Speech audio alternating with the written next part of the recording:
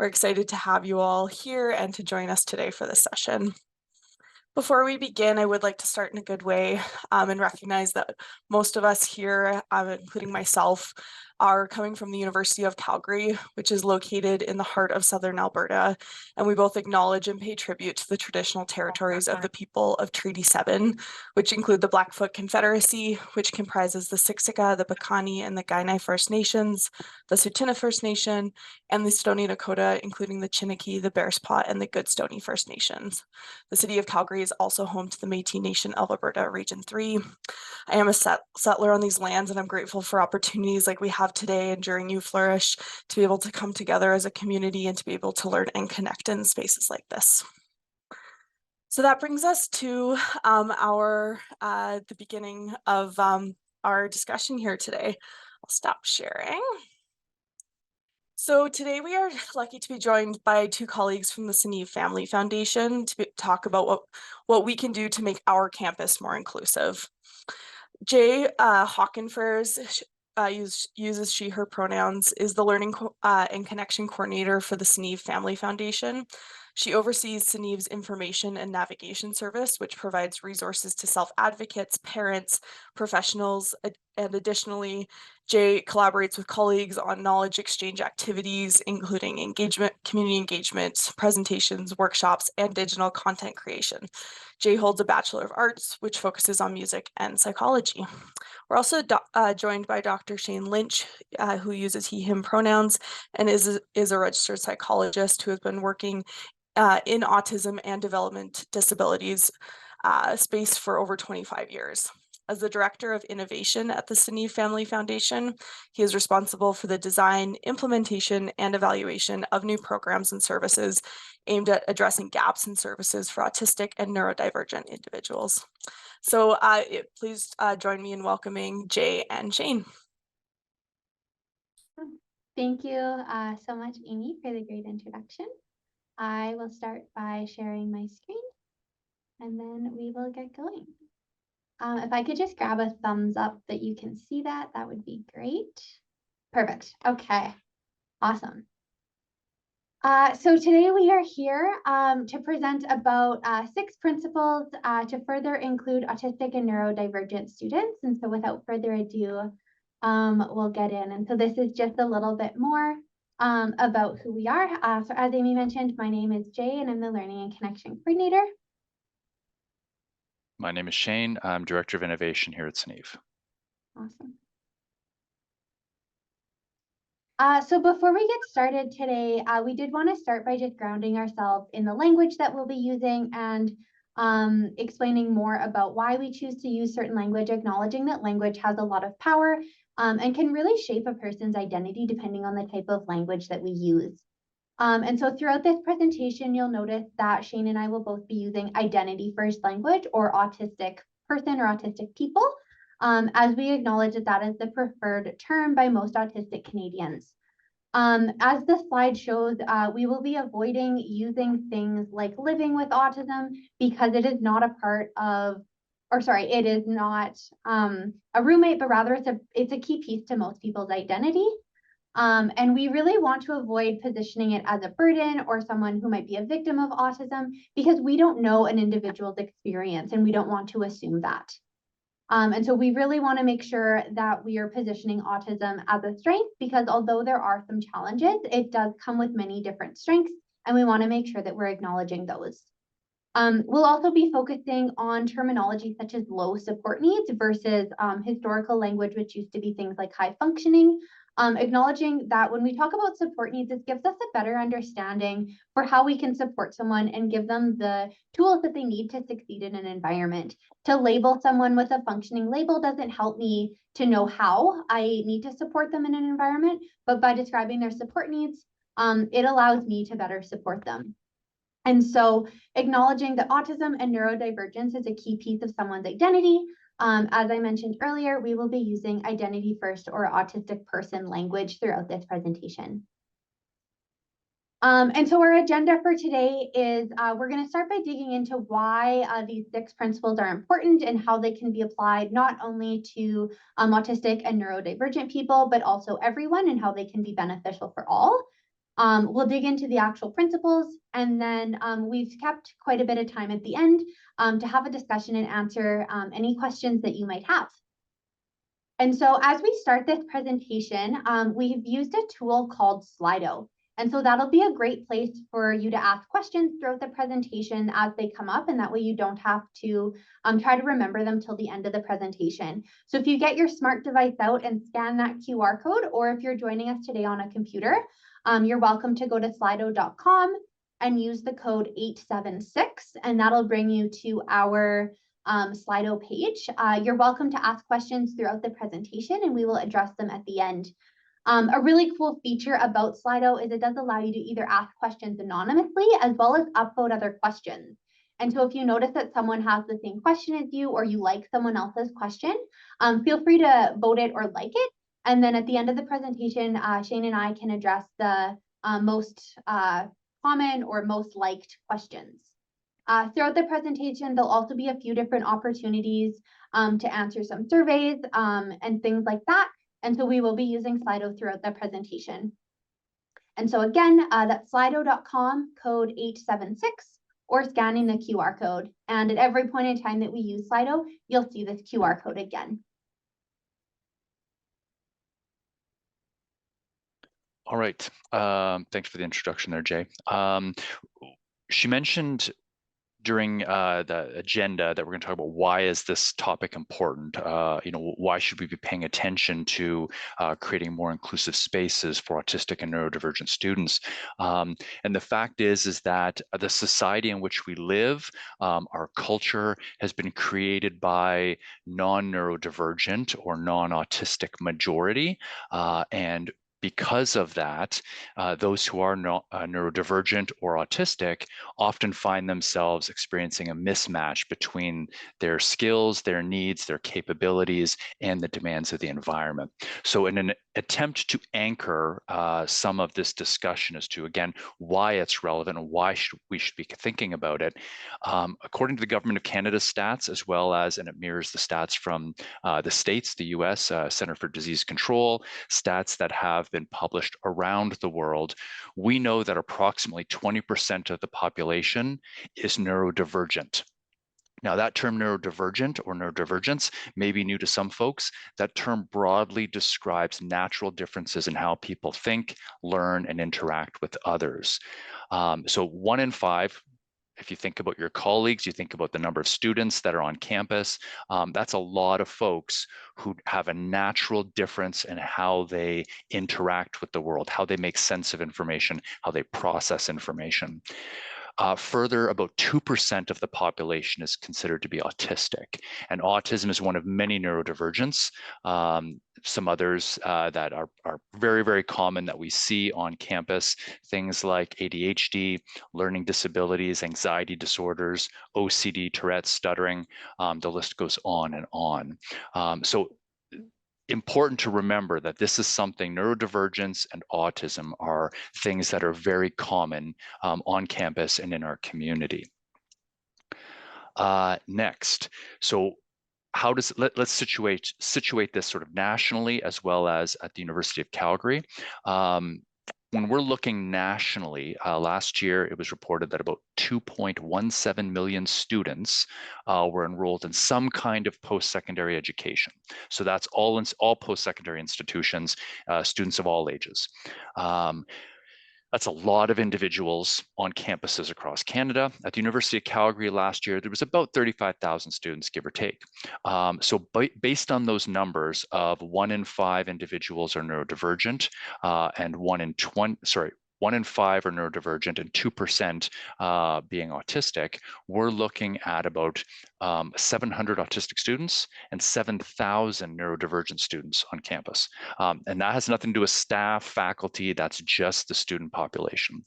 So we know the prevalence is quite large. And when we're thinking about inclusion, if we are not considering the needs of neurodiverse, or I guess of the neurodiversity that is on campus, then we are inadvertently alienating and sort of disconnecting at least 7,000 students from campus. We're really getting in the way, creating artificial barriers to their engagement and their success. Here's a few more stats for other stats geeks in the audience, those who are like myself. What do we know about the differences in engagement between post-secondary or in post-secondary between autistic or non-autistic students? And when I say non-autistic, I'll use the term neurotypical. Fewer autistics go on to post-secondary than their non-autistic peers. And for those who do go on to post-secondary, it's a lower rate of graduation or program completion. So what these numbers here highlight, the green being the neurotypical, the purple being the autistic, is that out of about 100 students, or about 70% of eligible neurotypical students will go on to some kind of post-secondary institution, with about 50% or about 35 out of that 70 will finish their program. By contrast, about 40% of eligible autistics will go on to post-secondary, with only 18 actually graduating, completing the program. So about 40% of autistics will go on to post-secondary, and about 40% will finish. So the rates of engagement by autistics versus non-autistics is significant. Jay. Awesome. So with those stats and all of you stat geeks out there, which I would not include myself in, unlike Shane, and turning back to our engagement tool of Slido, are these higher or lower, about what you expected? Feel free to get out that device and let us know what you think.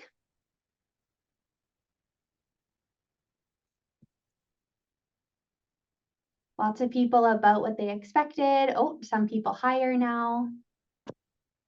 Yeah. We'll just give it a few more minutes to let people log their answer.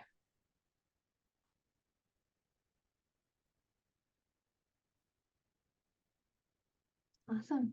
Yeah, so we see a pretty even split, a little bit higher emphasis on higher than what you expected or about what you expected. So that's great to see.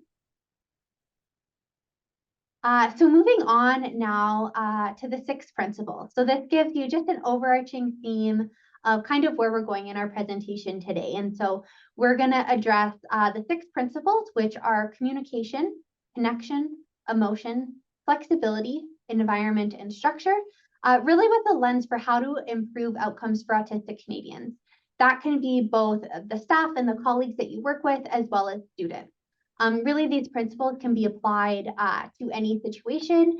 And so we want to demonstrate throughout this presentation how to apply that to a situation. And so really these 6 principles, although we know that they benefit and were designed with and for autistic, we know that they benefit everyone, neurodivergent or neurotypical, as Shane said. And so with these 6 principles, we want to really reflect on all of our interactions we have with other people and identify ways that we can create a more inclusive environment. These strategies today, our goal is really to equip everyone who is able to join us to use these proactively to create more inclusive context instead of reactively to determine ways in which environments may have inadvertently created barriers. And so we're going to jump in and start reviewing the principles. Okay, so just for a brief bit of context, the principles were created by a survey of the research as well as chatting with autistic individuals. What are the things that they believe would impact their ability to be included or to feel included in an environment? And what we know is that the principles, the philosophies, the strategies, all of those pieces together at the end of the day are not really about autism and not really about neurodivergence. It's just good inclusion strategies. So really by thinking about these principles and the strategies that we're going to share, you have the opportunity to lift everyone up, to include all people in every interaction, or to maximize the likelihood that people will feel included. Now, we wanted to unpack a context or a situation that would likely have some degree of familiarity or something that was relatable to the vast majority of people attending here today.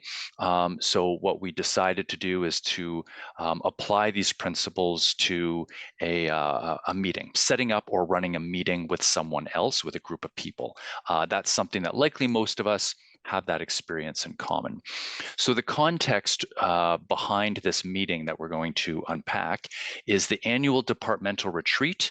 It is fast approaching, and a group of staff, some faculty and students need to come together to decide on the most important part of the retreat, that is the food and beverages that will be ordered. So the initial ask sounds something like, let's all meet over the lunch hour to zero in on some of the snacks for the retreat. Now, what happens is what happened in this example is by word of mouth, people share that they're going to be meeting to discuss the snacks. No one prepared an agenda or distributed any information ahead of time. The format of the meeting was defaulted to an in-person meeting over the lunch hour in the Mac Hall cafeteria. Without checking in with any of the group members about whether or not that worked for them. Some people, of course, will then trickle in, or they'll arrive at noon. Some people trickle in at 12:15. Somebody else arrives at 12:45. There are 2 brand new members who were recruited into the group. The first arrived early, because she's a keener, but she also doesn't know anyone there. So she's unable to find the group. She's wandering around asking people if they're part of the group until about 12:15. Which was incredibly stressful for her and very, very awkward in her view. At 12:30, those in attendance determined that no one had actually informed the second new team member of where and when the meeting was. They kind of forgot about her. So obviously problematic. Once they all found the seat though, those who did know each other felt comfortable just jumping right into all of the snacks that they liked and didn't like last year. The noise and the busyness of the cafeteria made it difficult to hear the conversation. Bright lights were giving some others headaches because of some of those ongoing or previous team members' enthusiasm over snacks. The single new team member basically just agreed to go along with their preferences without any discussion, thinking that their contributions were not welcome because nobody asked their opinion. The new member became frustrated and eventually just left the meeting early, made an excuse. I need to get back. I've got some other emails to do. The meeting wrapped up with the statement, all right, we'll each bring one of the snacks. Let us know in the near future which snacks you want to bring. Then those familiar members just spent the remainder of the time, chatting about holiday plans until the hour was up. The 2 new team members then did not have the opportunity to be included in any meaningful way. So setting up a meeting where people may enter into it or engage and not feel included, not feel that their contributions led to any substantive difference is actually very, very common, unfortunately. So we're going to unpack that example using our 6 principles. All right, so as a very, very high level outline, we've set this up as creating an autism or neurodivergent friendly meeting. All right, so the invitation, our snacks for departmental retreat, certainly verbal requests or telling people verbally that we're going to meet, we're going to get together is absolutely okay, but to tell people we're going to follow up this verbal request with a formal invitation. I'm going to send you an email about this meeting. Right? That's just good practice. In the email, we want to be very, very specific, and we're going to unpack all of these layers here as we go on. But we will meet in person on Thursday, 1 p.m. in room 315 at the Taylor Family Digital Library, right? If you prefer to meet virtually, the sign-on link is below, closed captioning is available, right? The agenda is attached because agendas are great. Please review the items for discussion and bring your responses to share at the meeting, either verbally or you can submit them in a written format. When running the meeting, right, we've got welcome, we've got introductions because there's new members around the table, even if they're old members. Do they know each other? Go to virtual attendees first. Additions to the agenda are discussed. We work our way systematically through the agenda in a stepwise fashion. Assign action items by the end of the meeting and include any non-essential items if there's time at the very, very end once all of the agenda items are complete. Otherwise, you wrap up. And in wrapping up, make sure that each team member has had the opportunity to contribute in some meaningful way. Email a brief summary of the meeting to all attendees, aka meeting minutes, right? Include decisions, action items, persons responsible, timelines, and next steps. Sounds like this is the kind of thing that should happen. It's easy to achieve this, but we see that this often doesn't happen. We know it doesn't often happen. So let's actually, as we go through this now, we're going to unpack how those principles apply. And if you think about those principles, how you can set up a more inclusive meeting. All right. So we've highlighted, based on each one of the principles that we're going to talk about here, the first principle that Jay mentioned is communication. We're going to highlight the elements in there that contribute to communicating effectively, right? So what we've highlighted are following up that I'm going to email somebody a meeting invitation so that now they're waiting for it. They know it's coming, right? I'm giving them, in order for them to be able to engage and communicate in an effective way, I'm giving them the options. We can meet in person or virtually, and there'll be closed captioning to make sure that you are not only able to communicate your ideas, but that you can effectively understand what other people are communicating.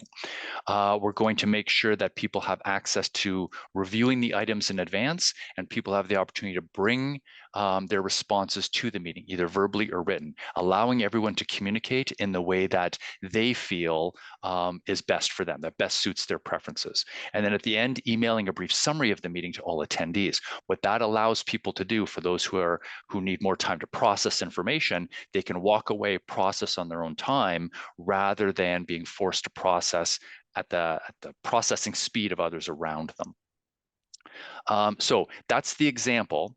Now, why is it that we're unpacking all of that? When we look to differences, natural differences in the population around communication, we know that autistics and many neurodivergent folks are often literal thinkers, may have different processing times, may lean more or less into different kinds of communication styles. We know that many of our communication, or many of the ways in which we communicate, the message is actually embedded not in the words themselves, but in the gestures, the nonverbals, right? The tone of voice, other context cues. And that contributes to or increases the likelihood of communication breakdowns, misunderstandings, and just general confusion. So when we are wanting to communicate effectively, knowing that, we can then actually change how we're relaying our message so that more people are likely going to understand it and successfully be able to engage in that communication. So some of the takeaways that we want to offer you, and you'll see that across all the principles, we've laid this out the same way for all principles. Number one, be specific and concrete, right? Say what you mean what you say. Find out about people's preferred method of communication. Some people prefer to speak, to be verbal, and to they don't want to write things down. They don't want to write a lengthy email. They'd rather walk down the hall and talk to somebody. That works for them. That's great, but that doesn't necessarily work for other people. So making sure that everyone at the table, everyone who's part of the meeting, has the opportunity to contribute in a meaningful way that is going to work for them, in a style that works for them. It is important as well to seek to understand. We always assume that because we know the message and we're articulating it, that we're communicating effectively, but don't ever assume that you've actually been heard correctly. As a matter of fact, if you assume that you likely are not communicating effectively, then you will take the time to try to frame your message in such a way that others are more likely to understand. So don't make that assumption. And then as well, giving others time to process the information at a pace or a rate that makes sense for them. By communicating for understanding, we're giving others the opportunity to really reflect, to seek clarity, and to contribute in a substantive and inclusive way. That's communication. So going back to the example, the next principle that we're going to dig into is environment. So again, with that verbal request, we're then sending it to an email so that they have it, and they kind of get into all those details over the email. And so we're offering both that in-person or that virtual participation in hopes that everyone has an environment around them where they're able to freely contribute, and their environment isn't impacting the way that they're able to contribute to the meeting. As well as by going to virtual attendees first, you're able to include them in a more seamless way. I'm not sure if anyone's been part of a hybrid meeting recently. It's very easy for those who are in person to sometimes forget about those who are online. So by going to them first, you're just able to include them in that conversation from the start. And so then to talk about specifically kind of why those elements matter.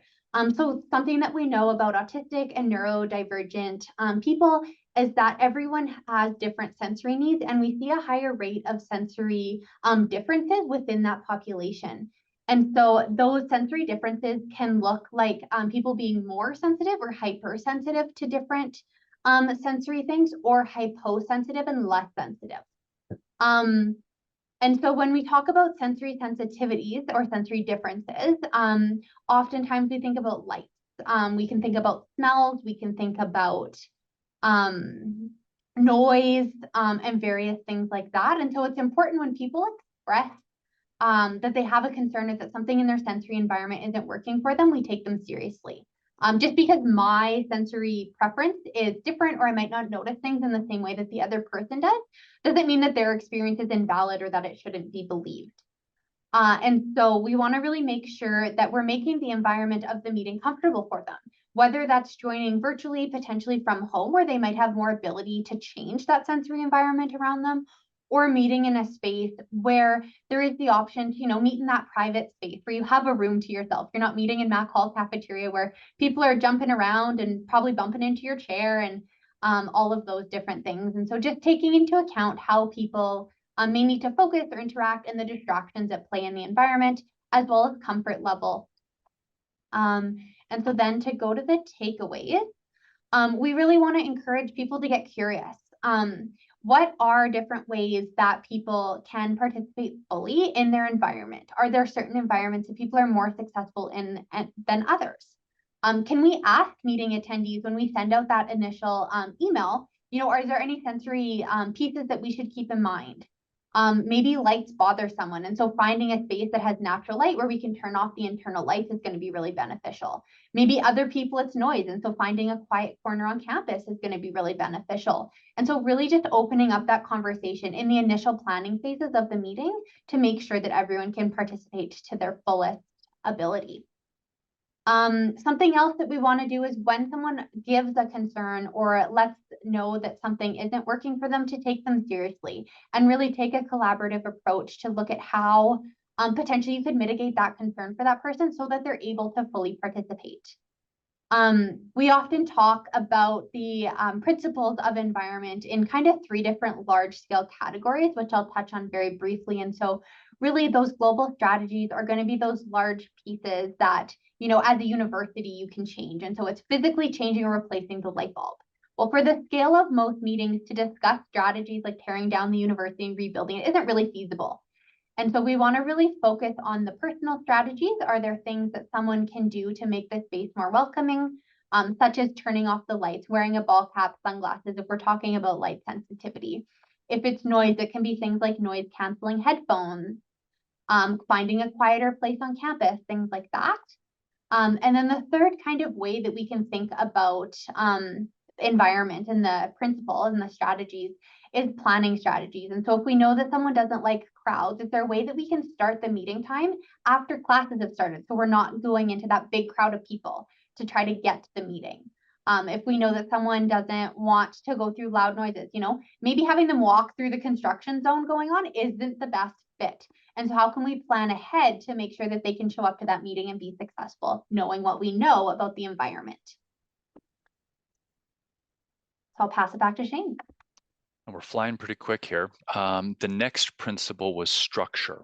Why is structure important, right? By reflecting on this principle, when we're thinking about the structure that we put in place within any kind of interaction with others, right? Particularly when there's going to be action items that are going to come out of it, whether it's learning objectives, around meetings, around, activities that require people to then go away and do some stuff.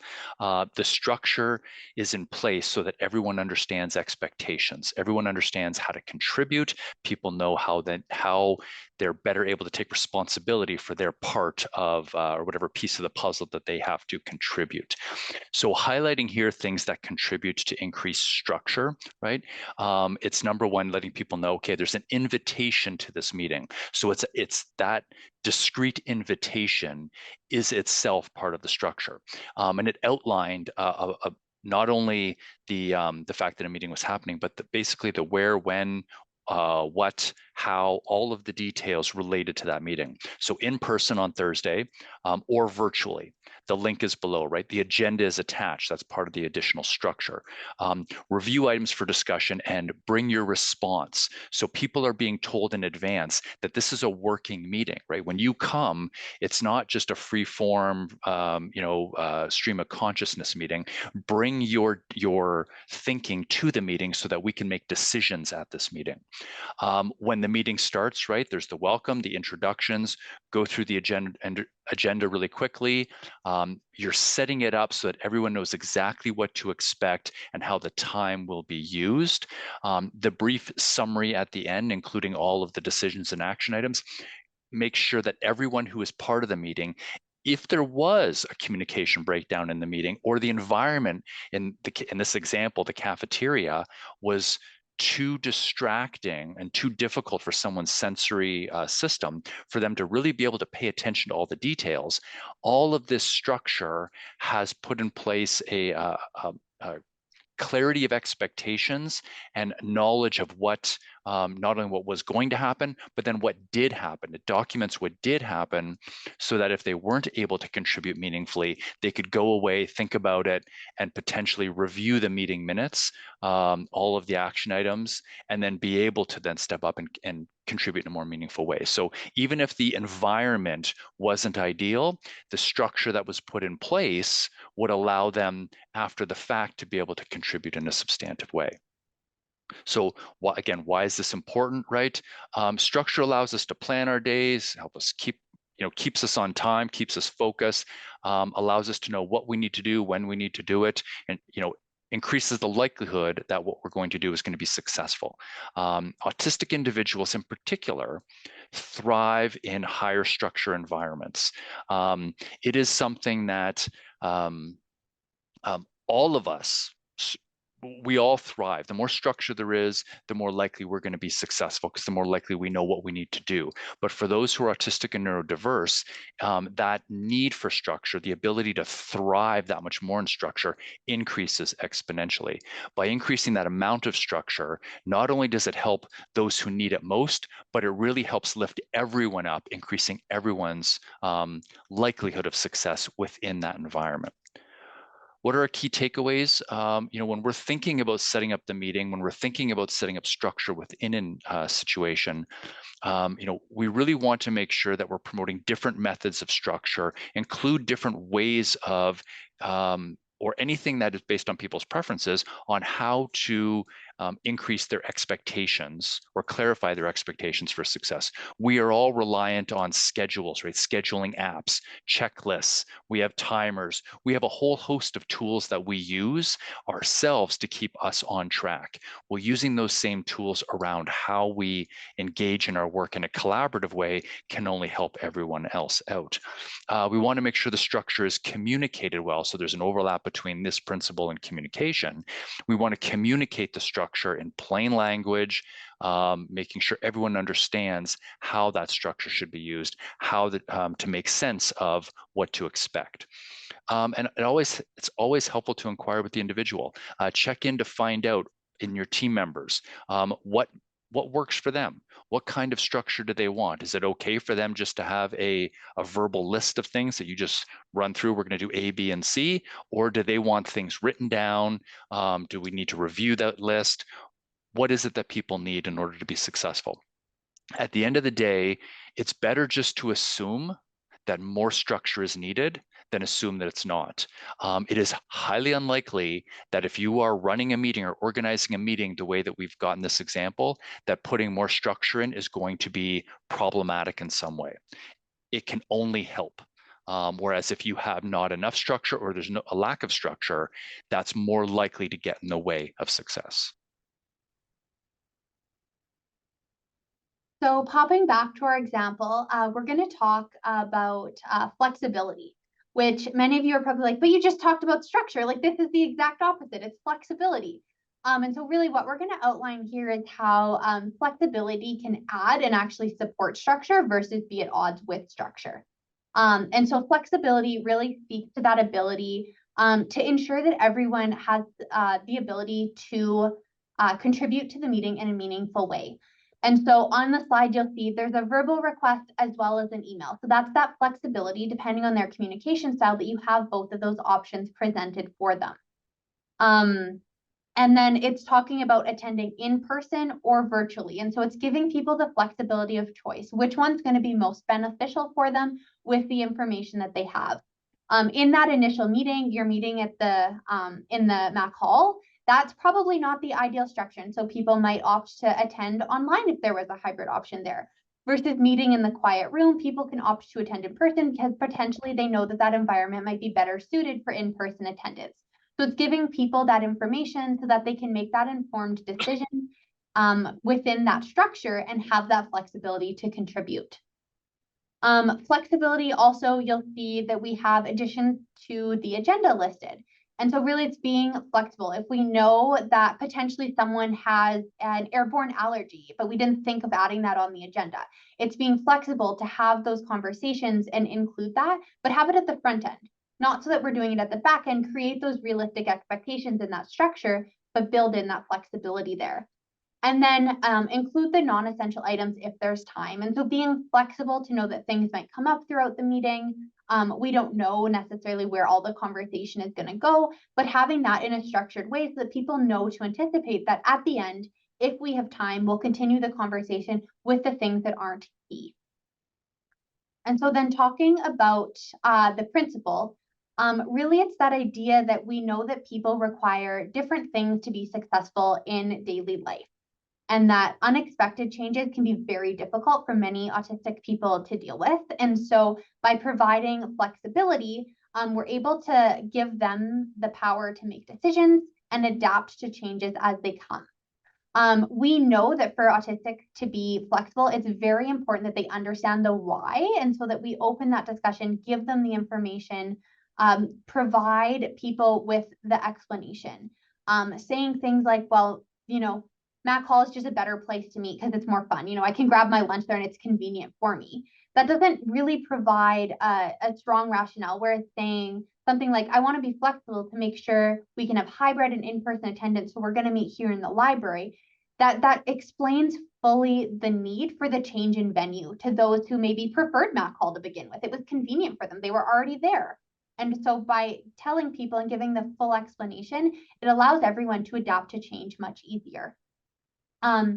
Flexibility is really about adapting to changing or new needs. And so over time, it's maybe the first meeting, they didn't need all of the requests that they need, but now they know how the meeting's structured and what's going to happen. And so new needs might emerge as you continue on to have these planning meetings. And so it's continuing to be flexible as well. And not saying, well, I asked you once at the beginning, like now we're just doing this. And so it's continuing to be flexible throughout the process. And so really at the heart of flexibility is really how people can adapt to change and supporting them to adapt to change in the best way possible. And so our takeaways for this are, whenever possible, if possible, provide advanced warning to change and offer clear explanations for why that change happened. In our example that we gave, we talked about the switching of venue. We talked about having a hybrid meeting. And so by providing that clear communication and making sure that people understand the rationale and why things are changing, you're much likely to have buy-in from your meeting attendees. And then as needs come up and change and more flexibility is required, take a collaborative approach, brainstorm together. What are the best ways to be flexible? If someone's making a request, assume that they're the expert and that they know what they need. And so how can you collaborate together to make that accommodation for them? And lastly, we know that adapting to change takes time. I know for me personally, change my driving route in the morning and it's pandemonium. Like I have a route and I know which place I turn. And so it takes time. And so acknowledging that it's going to take time for people to adapt to new and changing structures, and providing people with that extra bandwidth and that extra grace as they adapt to the changing structures over time. The fifth principle, connection. Right? Connection refers to those social interactions that occur, relationships that develop as we work together towards our shared goals, right? What is highlighted here, the elements that support stronger social connections and help people to feel included. So letting people know they'll be invited to a meeting, right? Letting people know that they can contribute in a way that's meaningful to them, right? The verbal or the written responses. These are, just by offering people, by showing, as Jay mentioned, some flexibility, by offering people other ways to contribute, what we're doing is we're letting them know that we value their contributions.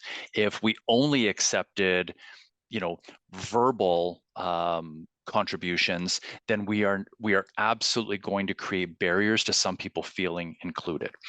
We want to make sure that when we're running a meeting that there's an opportunity for some quick introductions. Unless you know for sure that everyone knows one another, which really, we shouldn't assume that at all, but unless you know that, we want to make sure that everyone has that opportunity to learn each other's names, go around the room, even if it has happened before, just good practice to do it again. And going to virtual attendees first in a hybrid meeting is also good practice. As Jay mentioned, they're the first ones to get forgotten.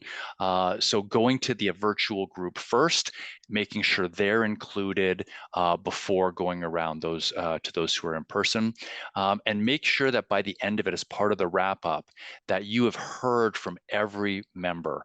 If somebody has not contributed, giving them the opportunity to, while also being flexible if they choose to pass or don't want to contribute, right? And if you can offer them, if there's another way for them to contribute, if they would like to think a little bit more about what the takeaways are, and they want to then send you an email, their response over email later, that's great. Again, what you're doing is you're ensuring that everyone has a mechanism to contribute. Even if right here, right now, there was lots of opportunity to, but someone chose not to for some reason, rather than saying, okay, well, they're abstaining, they're not contributing today, we're going to give them some other opportunity as best we can.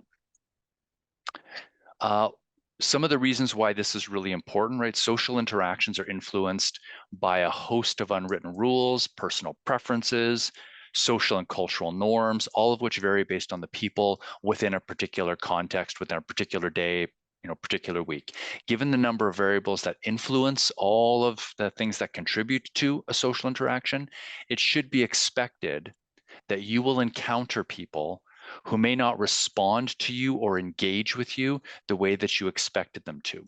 So part of what we know about social interactions is that there's a host of different ways in which things can go awry, that we will see responses to us that are not what we're expecting for all of the reasons that we've talked about.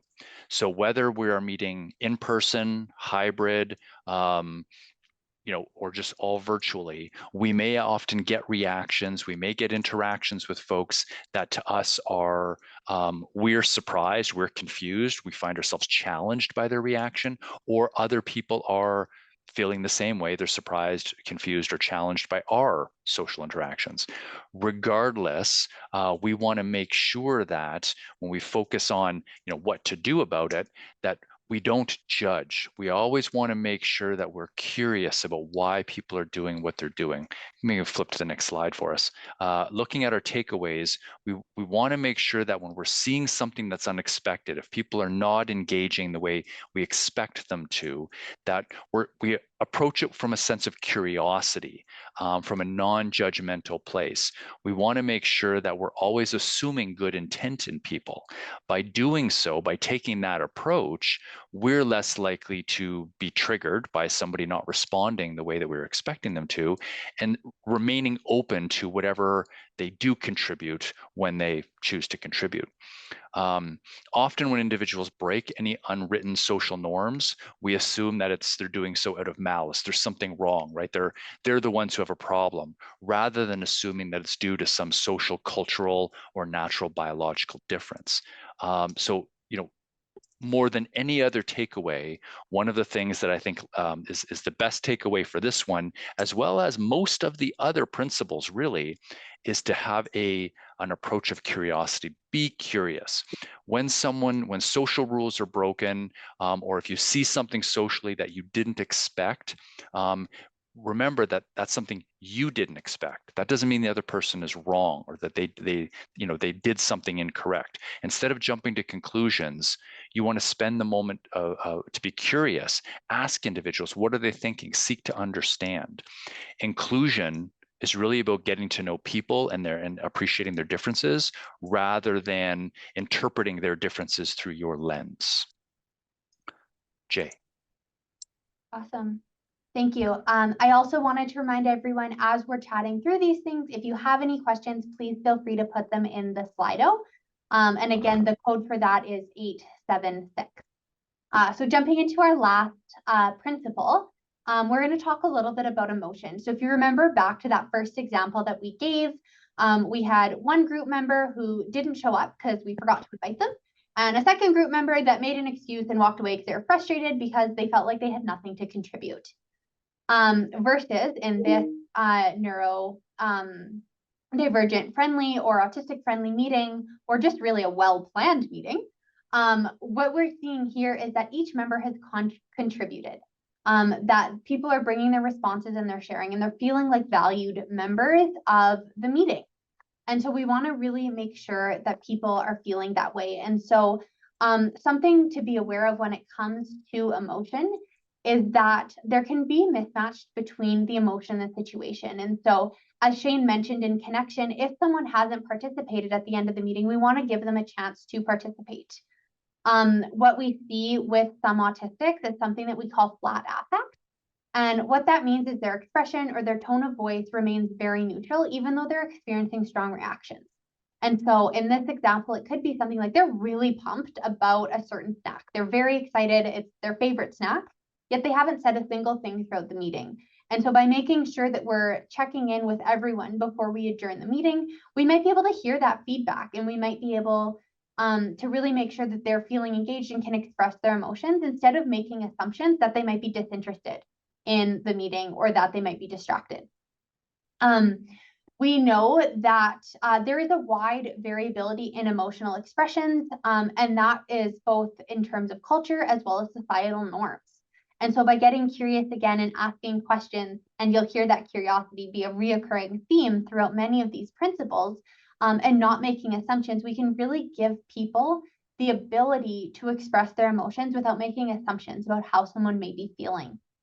Often when we see emotions that we're not expecting, again, we tend to assume that people are negative, whether that is something in terms of they're not interested, or maybe they had ill intent.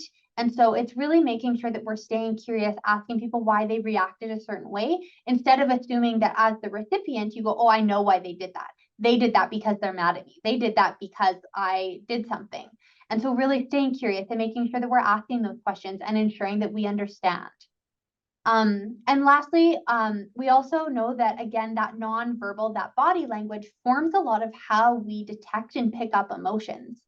And so emotions can easily be misinterpreted. Someone might misinterpret my enthusiasm potentially for wanting to take over, wanting to control. And so it's making sure we're staying curious and looking at, is that emotion what I expected? Yes or no? If it's not what I expected, why? What was the intention of that person? Why did they act in that certain way? And asking those questions. And so, as I've already mentioned and alluded to, really, we want to make sure that we're staying curious. We want to make sure that we're asking for clarity and not assuming what people meant or what they were trying to communicate or what people were feeling. And when emotions don't happen like we expect them to, or like potentially we would have anticipated them to, don't take them personally. Really get back into that curiosity, ask those clarifying questions to make sure that you're understanding. When people have emotions, we want to make sure that we're having that conversation when everyone's calm. We want to give people that time and that space to decompress before we start having that conversation and giving feedback. And so we want to make sure that we're providing people with that time and potentially the physical space to be able to decompress in a way that works for them. So after that rapid fire of 6 principles, we're going to go back to Slido. And so based on the 6 principles and the example that we gave with organizing a meeting for the most important part of any retreat, the snacks, what is one thing that you can picture yourself, whether you're a student setting up a meeting with some peers and some classmates, staff or faculty, potentially setting up planning meetings? What is one thing that you can think of that you want to change within a meeting potentially that you're setting up later today or tomorrow?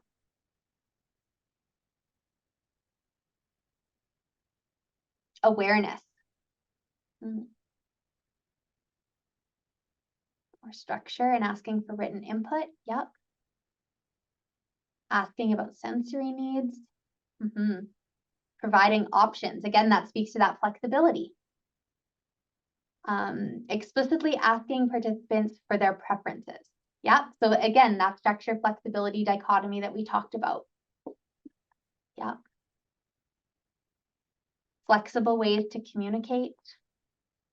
Taking suggestions for meeting locations. Checking in and allowing folks to contribute afterwards. Yeah. More structure. I really like that one, checking in and allowing folks to contribute afterwards. One of the things that it just is a default in our culture, our Western culture here, is that the extroverts in the group tend to dominate the conversation, tend to push forward with, okay, here's the discussion, here's what we need to do. We think out loud, we can be loud, we can be obnoxious, and we expect a conclusion at the end of the meeting. In contrast, there are many introverts, maybe just as many introverts in the meeting, who would actually like to be able to think about the whatever the subject is, reflect on it in a outside of the meeting, and contribute later on through either written or verbal means. And so I think that the fact that we have an expectation that people should be contributing verbally is a barrier to anyone who doesn't, and whether you're neurodivergent or otherwise. I love that point. I think that's a really important point for people to take away. Nice. Awesome. Well, thank you everyone for contributing, and I will pass it back to Shane. All right.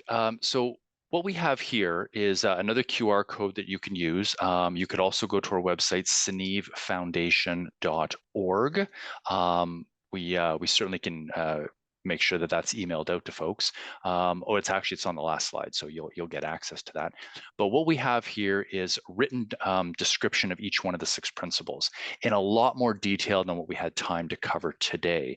So each one of the documents, when you do find them either through the QR code or our website, will describe the rationale for the principle and then outline a whole bunch of different strategies that can apply in a post-secondary environment. So each of the documents is about 2 to 3 pages. They're pretty easy reads.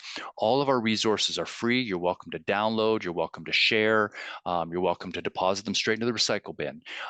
You're welcome to reach out to us at any point in time if you want more information on the principles, if you want to know how to apply them in your own unique context, we can help you out with that. And absolutely, please stay tuned for our next presentation on Tuesday, November 14th, where we're going to demonstrate in a little bit more detail how to unpack some of these or a situation using these principles. Awesome. So before we get into the Q&A, I do just want to throw this slide up there to ensure that the people who are watching the recording have access to our information. And so that is both our email address, which you're welcome to reach out to us at, or our website, like Shane mentioned, that has those 6 PDFs on it available for download with more information. And so now what we're going to do is we're going to flip back to the Q&A. And I see already that we have a top question. And so our first question is, can you offer some nice lead-in question examples to invite folks to contribute when you sense hesitation? And so we will start with that one.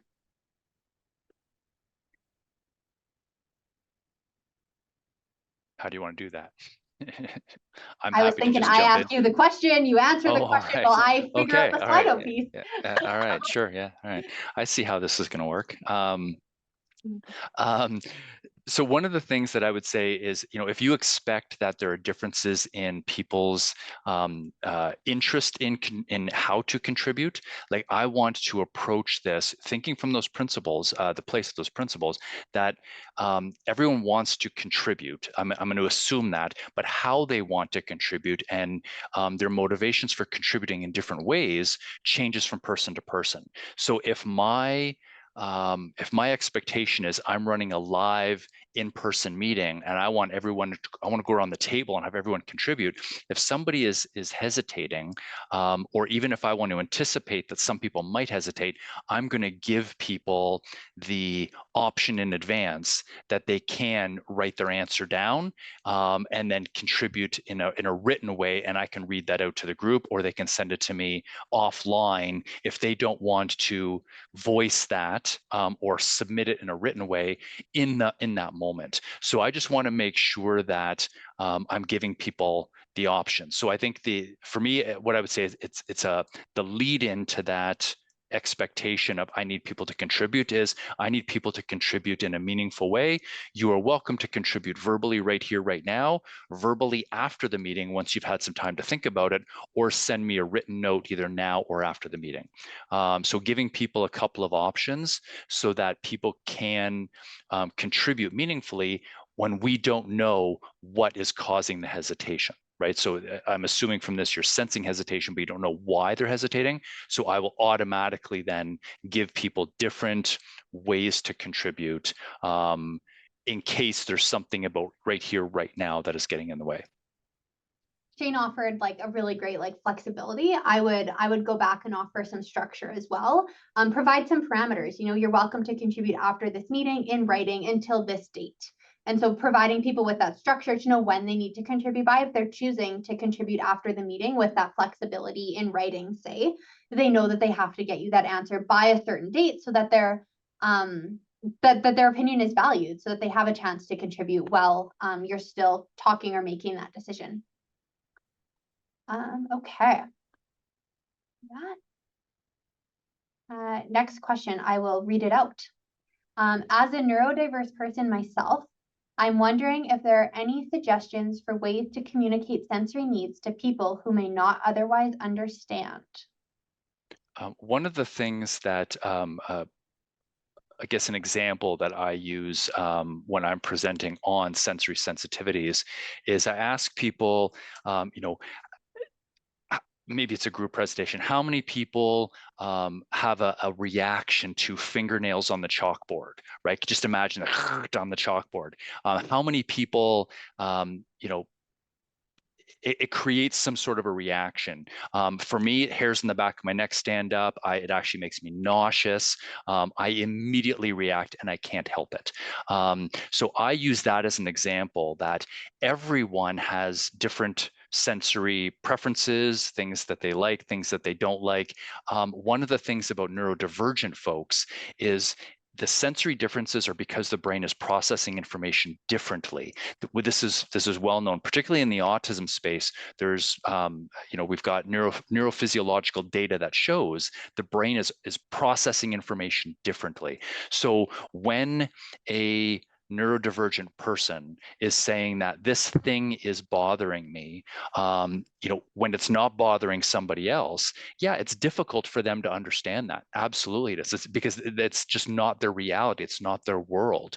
So, number one, I want people to have the confidence. So if you are a neurodiverse person, anyone here who is a neurodivergent in this group, know that that's a natural brain-based physiological difference. That's part of being human. For those of you who are non-neurodivergent, is we have to trust and believe neurodivergent folks when they say that they are experiencing a sensory difference, that their sensory system is picking up this thing in the environment and processing it differently than it is for you and I. Just because we don't experience it the same way doesn't mean that it's not happening for them. Things like the fingernails on the chalkboard work for me. That tends to create some aha moments for folks. Some people talk about even something as simple as people with sensitive teeth might have hot or cold sensitivity, right? That's unique to the individual. Just because they're experiencing that shot of pain in their mouth, that sensory experience because of their teeth, that doesn't mean that everybody else does. And why would I not believe them if somebody says that their teeth are sensitive to hot or cold? So I try to come up with a couple of examples that are fairly easy for the vast number of people to understand. And then I recognize that some people just may not appreciate that that difference exists, which is unfortunate, but that does happen. Awesome. Thanks, Shane. The next question I will speak to. And so it says, there are many others who would benefit from this material. Will the slides or the recording be shared? The recording will be available online through the You Flourish website, which I will let Amy speak to at the end of this presentation, but yes, it will be available after the presentation. The next question is, any tips on accommodation or considerations in the classroom setting with learners where we might not know all learners in advance?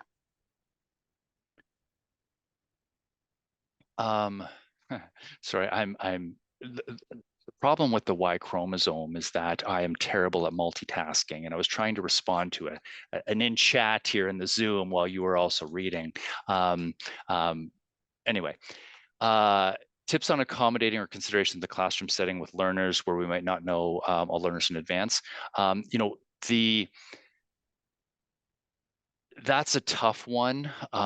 This is where we really want to lean in on what we call universal designs for learning. And if that's something that's unfamiliar to folks in this space here, certainly it's very, very common in anyone in the education departments, education faculty.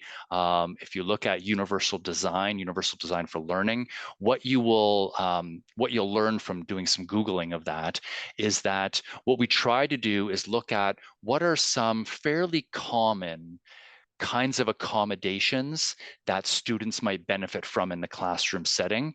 And there's a handful that are very well documented as super common.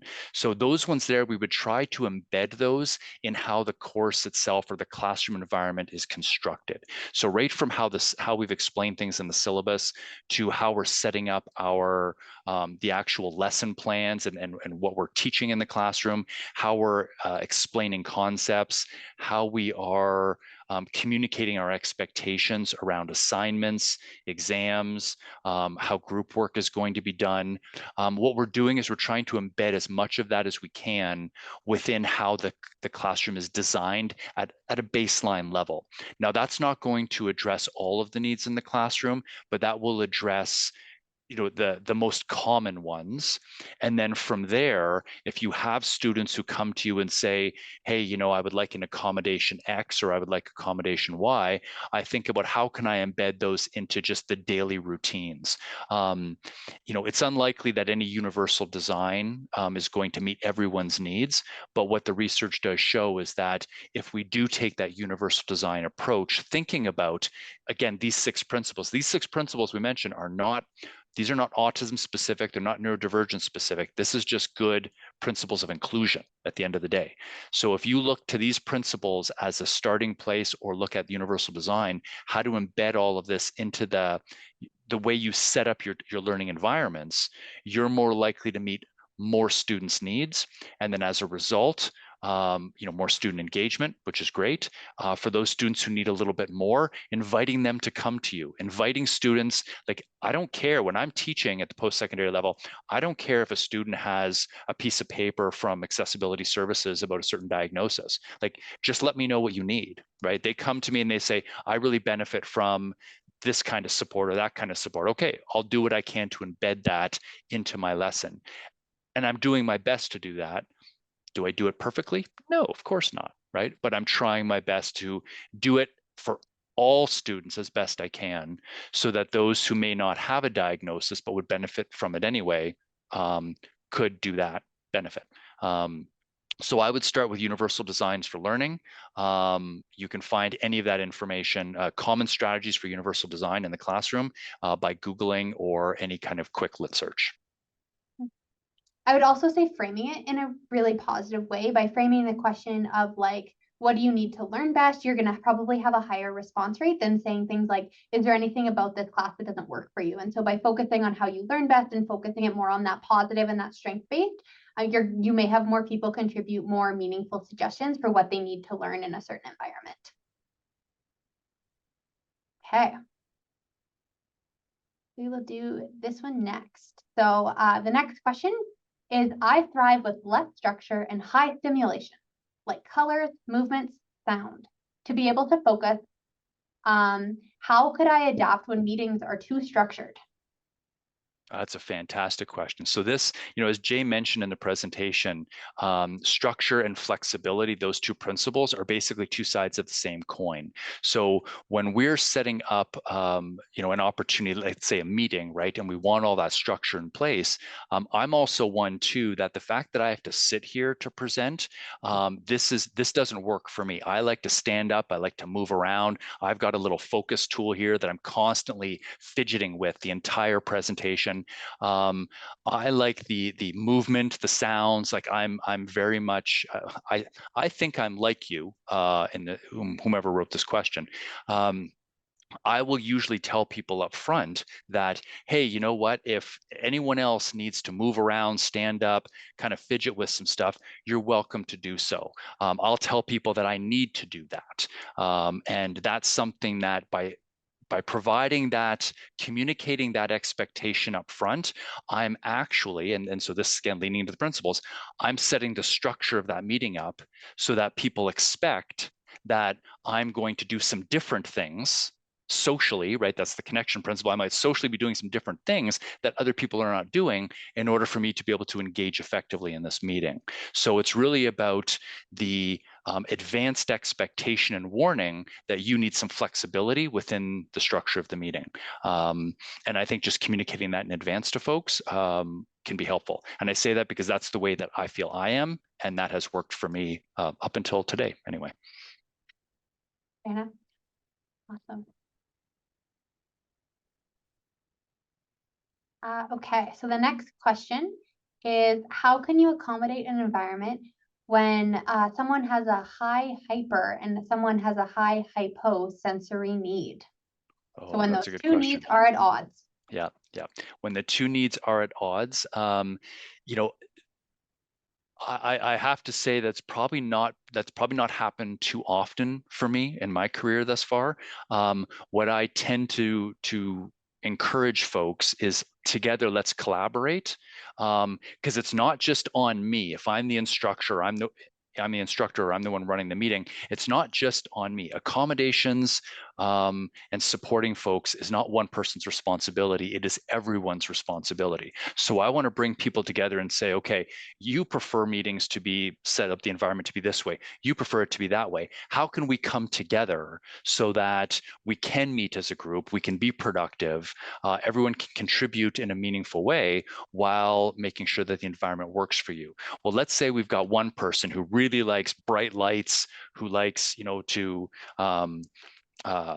let's say they're hyposensitive, so they need really, really bright lights. They need to have loud, the talking has to be really loud. They themselves might be super animated. In contrast, you've got the hypersensitive person who wants dim lights, who wants quieter sounds, all of that. We might agree then that for those two people, we're going to always meet online. Jay alluded to this earlier when she was talking about the environment principle, where each person rather can control their own environment, and it's not about having to manage one large environment. Now, that's obviously difficult if we're talking about a large lecture room where we've got bright lights, we've got speakers, we've got all of that.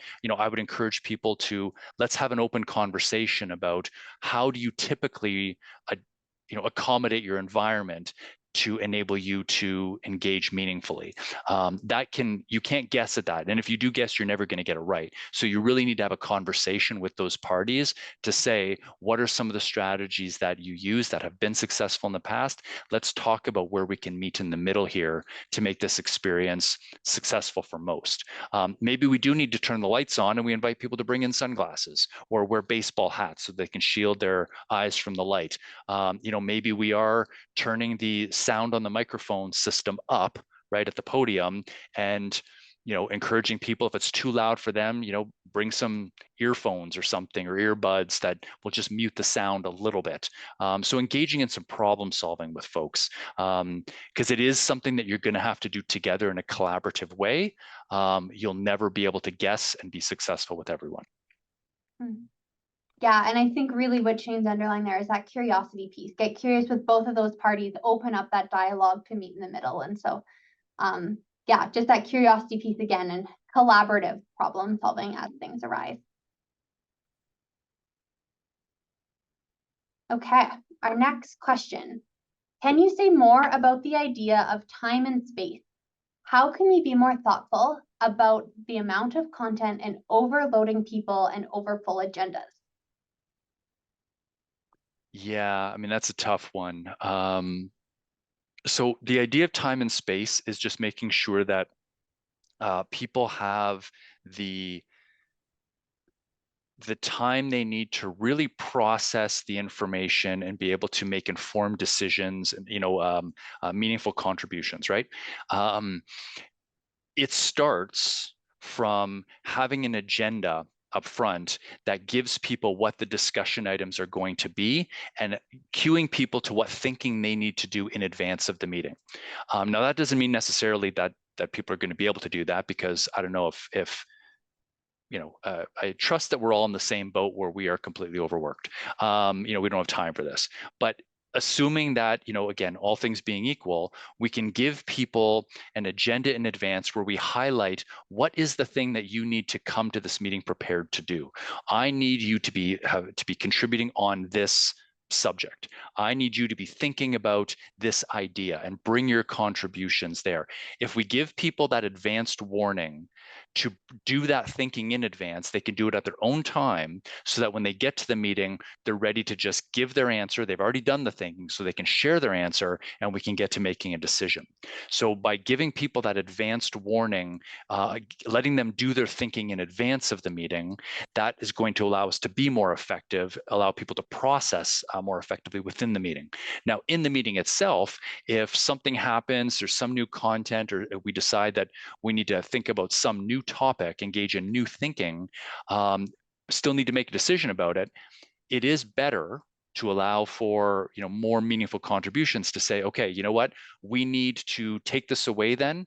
We'll do some thinking, and I need everyone to get back to me by end of day tomorrow, or whatever the due date is. Bring your thinking, go away, do your thinking on this, but we need an answer by a certain date. So this way, we're giving people, if people didn't have the space within the meeting or before, they have the space afterwards. When you do that, and this is something I'll share as my own learning in my work, is that when I'm thinking about how to make sure that people will have sufficient time or sufficient thinking space, my agendas get lighter. By default, my agendas start to get a little thinner. Whether that's a good thing or a bad thing, I don't know, but I would say that it feels like, and I have no data whatsoever to support this, but it feels like the meetings become more effective, because yes, we're not getting through as many things, but we're actually contributing in a more substantive way that to a topic or an idea, and we're able to get to a decision faster because we're giving people that opportunity to do the thinking when it works for them.